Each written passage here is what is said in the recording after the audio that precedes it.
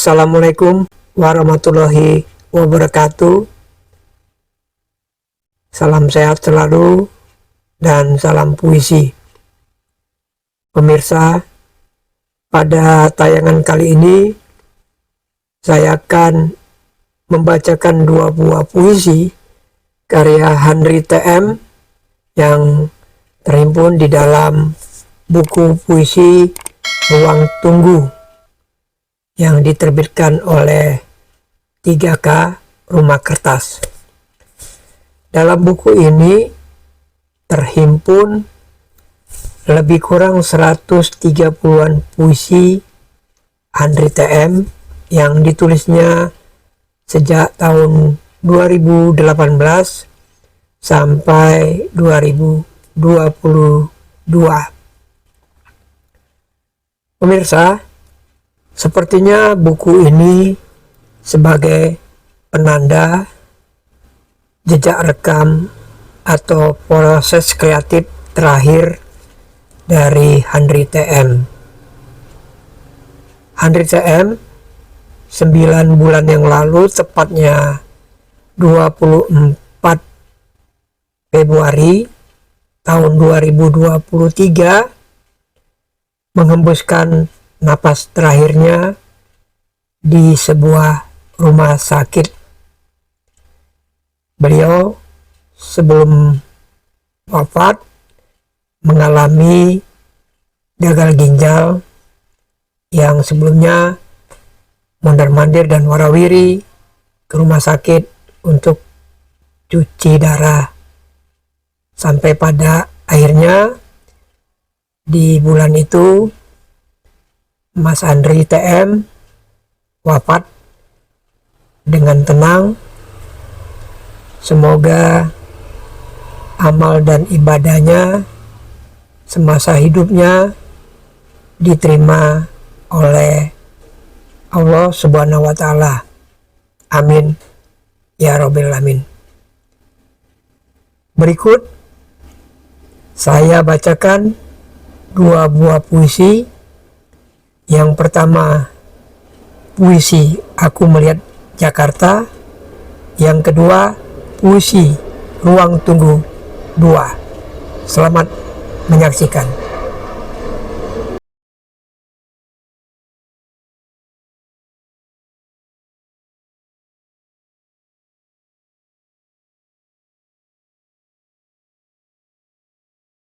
Aku Melihat Jakarta. Aku melihat Jakarta serupa binatang yang melata, tua, lamban, letih, dan pucat, menggerakkan tubuhnya. Melata sepanjang hari hingga senja pun tak sanggup menahan susah payah menyusuri sungai. Lunglai sungguh menyangga. Jakarta memang terlihat renta. Orang-orang, bahkan jutaan manusia, berjajar rapat di tengah kota, meneriakkan antara doa dan sumpah serapah, antara pasrah dan harapan hampa. Orang-orang itu bertemu dalam satu titik, luka. Jika sebentar lagi siang, jutaan orang itu tak letih berkerumun atas nama yang teraniaya. Mereka pekakkan genderang dan teriakan perang. Siapakah yang sedang menjadi lawan? Radio, televisi, koran, dan media online, semua mengabarkan Jakarta sedang dihimpit awan, meski tak kunjung hujan. Pasti ada penyebabnya. Mengapa Jakarta lintang pukang senantiasa? Pertanyaan yang tak kunjung terjawab. Mungkin tak butuh jawaban. Seseorang terduduk sebagai pesakitan. Orang itu seolah tak punya kawan menjawab sendiri segenap tuduhan. Padahal ia merasa sedang berjuang. Aku bukan tikus pencuri siksa makanan, bukan pula cicak penada rumah roti di lantai sang tuan. Aku hanya ingin menjadi petarung, kata seseorang yang sedang terduduk di pesakitan. Jakarta tumbuh menjadi hutan beton yang tak tahu diri. Bahkan teriakan sekencang apapun tak mampu menembus dinding besar yang menjulang. Aku ini anak langit yang sedang kesepian. Kebenaran tak mampu menghadang kejaliman. Berkedok kedaulatan, segalanya fana, bahkan senyumun pun tak menyiratkan kebahagiaan. Seseorang itu bahkan menangis, tidak dengan air mata, melainkan dengan rasa pedih yang tak terkira. Ceruk mata luka yang menganga. Apa mau dikata? Zaman telah berbalik. Waktu berputar ke belakang. Ia tak lagi melihat kota Jakarta. Jakarta seperti hewan yang melata. Jalannya lamban, tertatih, dan tak meninggalkan peta. Ia kota yang sangat tua dan tidak sehat di masa yang sudah berlalu. Jutaan orang tergeriap. Tiba-tiba tumpukan bunga di balai kota warnanya cerah, kelam dan menimbulkan rasa duka.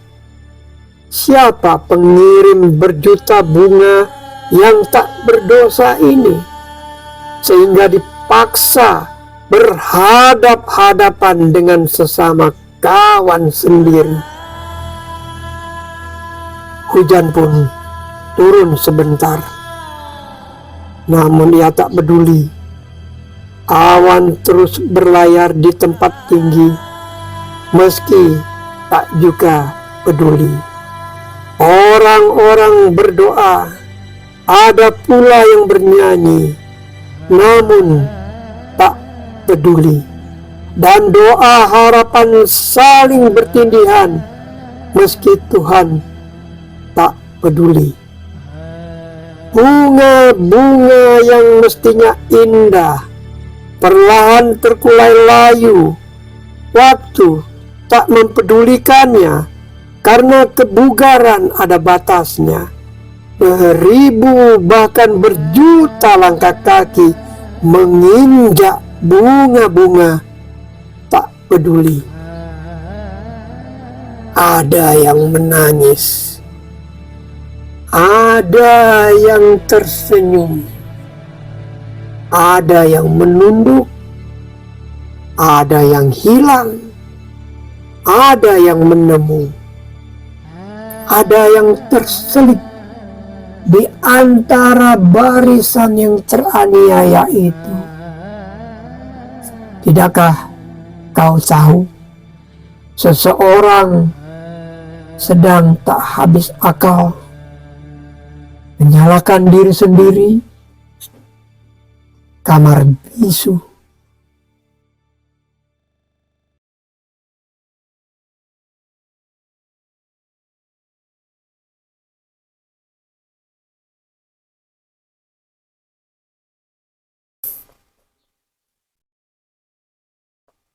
Ruang Tunggu 2.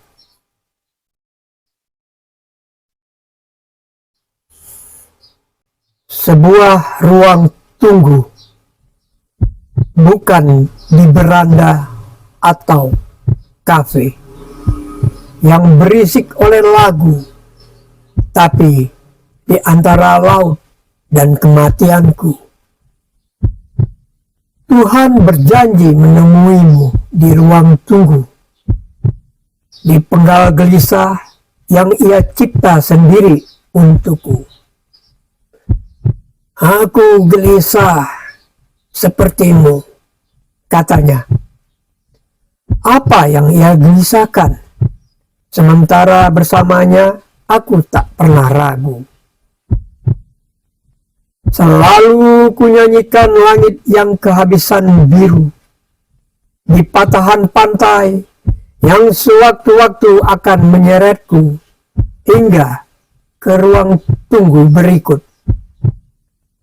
Sebelum akhirnya kecewa, karena Tuhan hanya tertawa di saat bertemu, bahkan mempersilakan aku berdoa sesukaku.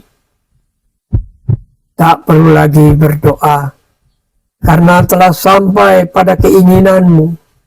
Doa yang hanya untuk mereka yang tidak yakin kelak akan sampai kemari. Sebuah ruang tunggu, bukan di altar atau di surau, yang kubayangkan ketika itu, tapi di antara langit dan kematianku. Di sini ada kopi dan makanan kecil. Bebaslah menuang minum di meja itu. Kubuat apa yang kau sebut rumah Tuhan serupa tempat tinggalmu. Kematian telah berlalu. Hanya masa depan di hadapanmu. Hendak kemana aku? Dirimu menghadang, menghimpun angin. Beribu batu larut di sungai tak berliku. Hanya kediaman di tengah racau kelelawar dan beribu harimau. Aku sudah tak punya ruang tunggu. Kini tak lagi sebuah perjumpaan, melainkan Engkau meninggalkanku, Tuhan. Ruang tunggu telah kau gadai dengan rasa takut yang telah kusangkakan itu, dan maut dan laut rasa yang membasah. Kini hanya derai tangisku sendiri. Ruang tunggu telah kau gadai dengan rasa takut yang telah kusangkakan itu, dan maut dan laut resah yang membasah. Kini hanya derai tangisku sendiri. Tak siapapun peduli di perjalanan yang menyerupai lorong oval ini. Juga Engkau, pemilik Alkitab dan kebijakan yang kudengar di bumi. Adakah yang ingkar dari semua ruang tunggu? Dirimu menghadang, menghimpun angin, beribu batu laut di sungai bisu. Hanya kediaman di tengah rancau kelelawar dan sekawanan burung hantu. Sekian. Terima kasih atas perhatian para pemirsa. Sampai jumpa pada pembacaan puisi dengan karya yang lain. Assalamualaikum warahmatullahi wabarakatuh. Salam sehat selalu.